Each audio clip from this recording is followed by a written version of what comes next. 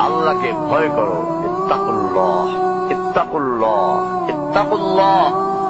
ওহে মুসলিম, তোমাকে আল্লাহর সামনে দাঁড়াতে হবে।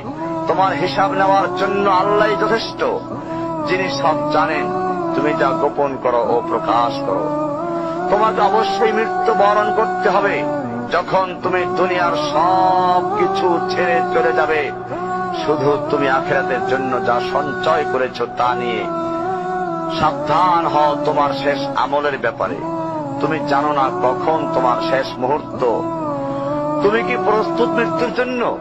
তুমি কি প্রস্তুত কবরের সওয়াল জবাবের জন্য?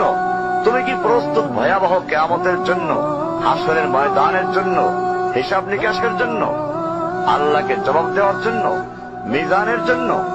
তুমি কি প্রস্তুত চুলের চাইতে সূক্ষ্ম, তরবারির চাইতে ধারালো পুল সিরাতকে পাড়ি দেওয়ার জন্য?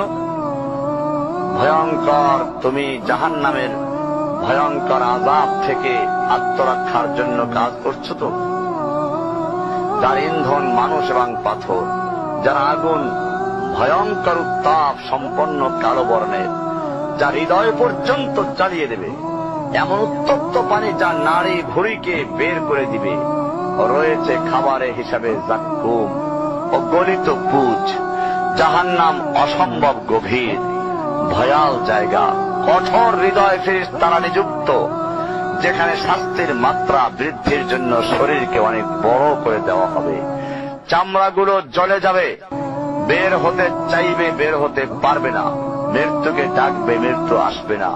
ভয়ঙ্কর শাস্তি যা অনন্তকাল ব্যাপী চলতে থাকবে।